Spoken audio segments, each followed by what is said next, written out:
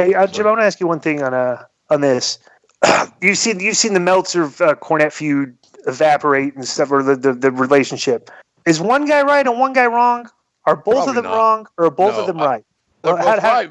They're both right because all they're doing is expressing an opinion. Mm-hmm. How can anybody's opinion necessarily be wrong unless we're going to be like a lot of wrestling people, a lot of wrestling fans? So if you don't agree with me, Carlos, buddy, I'm sorry, you're just wrong because you don't have a right to that opinion. That's stupid. Or we can't talk.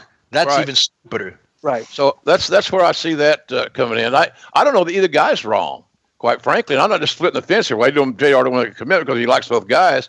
I've known Meltzer for 30 years and Cornette as well.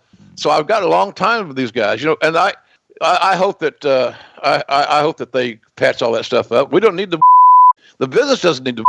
We get maligned enough without us creating our own controversies in an underbelly type thing. I just don't agree with that whatsoever. Well, Jim, this is the problem with today in wrestling. The reason it's difficult for it to become more popular is anytime there's a show or anytime something happens, it's just a very toxic environment online with the discussions. Like literally, how could you be a wrestling fan? Like, if you're a fan of wrestling, how would you choose sides? It's society. Of which organization, and the other one's terrible. And this, it's weird. It's a very weird mindset that these fans have these days. It's like this goddamn virus. You want to wait and see what the Republicans are going to say and what the Democrats are going to say. This side of the aisle, that side of the aisle. It's about the politics of the controvirus, not finding a cure and saving lives. It becomes a political issue, and it's. So it's that way. We live in a society of defiance and negativisms.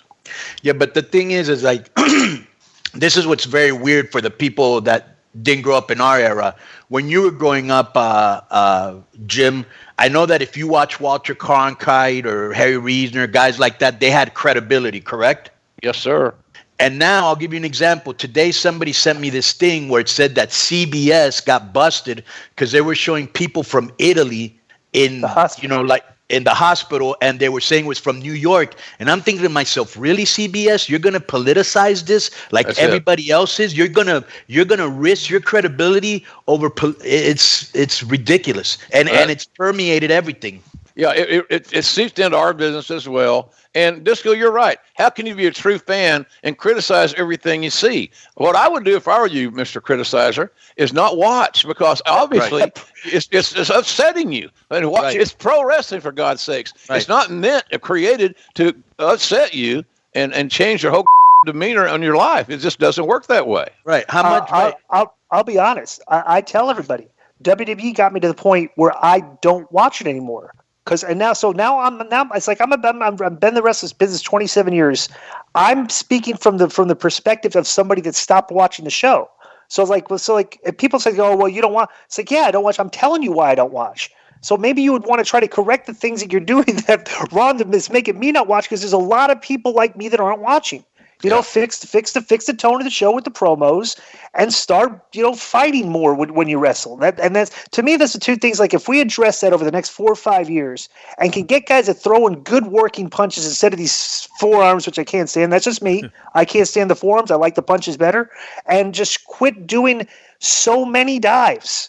I mean, that stuff doesn't mean anything anymore, Like the funny thing, like I asked you about the reason the matches I think are too long in AEW is because when you do so many false finishes, how often is the pinfall the biggest pop? Mm-hmm. It's like they do a million spots during the match where there's a huge pop and a huge roof. You could get the 1, 2, 3 and blow the roof off at the 8-minute mark, as opposed to doing it at the 14-minute mark and doing a whole bunch of other stuff. That's why I think the matches are too long in AEW. The way they work, they just do too many false finishes, and as a show, it's just like it's tiresome after a while. That's in my opinion.